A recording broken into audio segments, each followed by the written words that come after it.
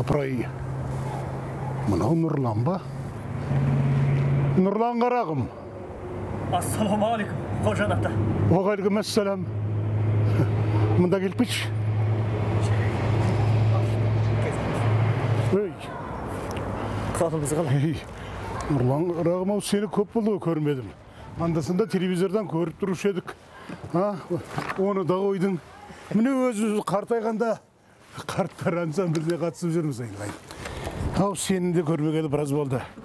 Қоңыр даусынды естімегелі қашан. Қанекей бір әуде жіберші. Жап-жас болып сақал жібергеніз. Жоқ ата. Мен бұрыннан қарамыш жасап келдім. Музыканың қарам екенін енді білдім. Не дейді? Бұрынғы достарымнан да қол үзіп кеттім. Өйткені біздің көз қарасымыз мүлдем ұқсамайды. Қазір мешітке жаңа достарыма бара жатқам. Біздің алға қойған мақсаттарымыз бір. Біз бірігіп, соны іске асыруымыз керек. Намаз оқымайтын кәпірлерден, шайтани іс қылатындардан аулақ болуымыз. Немесе оларды өзімізге тартуымыз керек. Сонда намаз оқымайтындардың бәрі кәпір болғаны ма? Анау зар заманның қыспағында соның кесірінен намаз оқи алмай кеткен біздің ата-бабаларымыздың бәрі кәпір болғаны ма? Сен өзің осы кәпір деген сөздің мағынасын түсінесің бе? Кәпір деген сөз Құдайдан безген деген сөз. Құдайға сенбейікшілер деген сөз. Ал біз қай қазақ деспең Құдай жоқ деп айтатын? Жоқ қожан ата. Менің ақиларым намаз оқымайтындардың бәрін кәпірге санайды. Мейлі бол әке шешең болса да. Енді музыкаға келер болсақ, шейхтар оны бидағатқа шығарған. Музыка тыңдаған адамның ісі харамға саналады. Ал харам істі көп қайталаған адам кәпір болады екен. Балам, сонда сен музыка харам дейсің.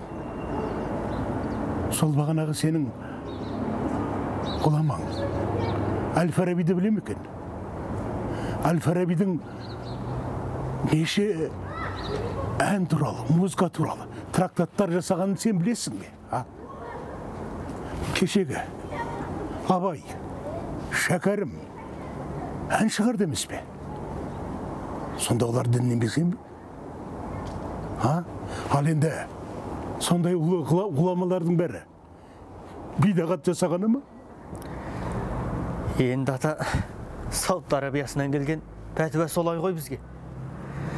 Біз ол кісінің айтқанынан асып ешқайда бара алмаймыз. Сонда шейхің не дейді?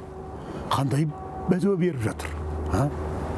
Жұртты біздің дінге шақыру. Керек десең шахид болып, мына қоғамдық құрылысты өзгертуге әрекет жасау. Тоқта балам, Құдай өзі ислам дінін бейбітшілік үшін жіберген жоқ па? Иә, солай. Ал біз қандай қоғамда өмір сүріп жатырмыз? Қарағым ау, қой үстінде бозторғай жұмыртқалайтын заман емес пе қазір?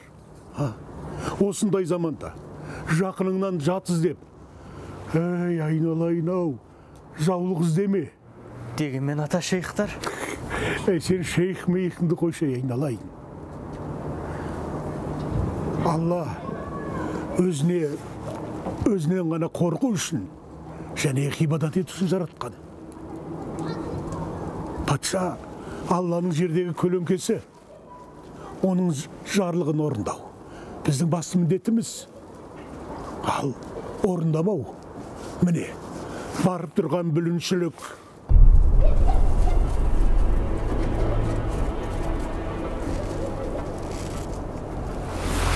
Жарайды.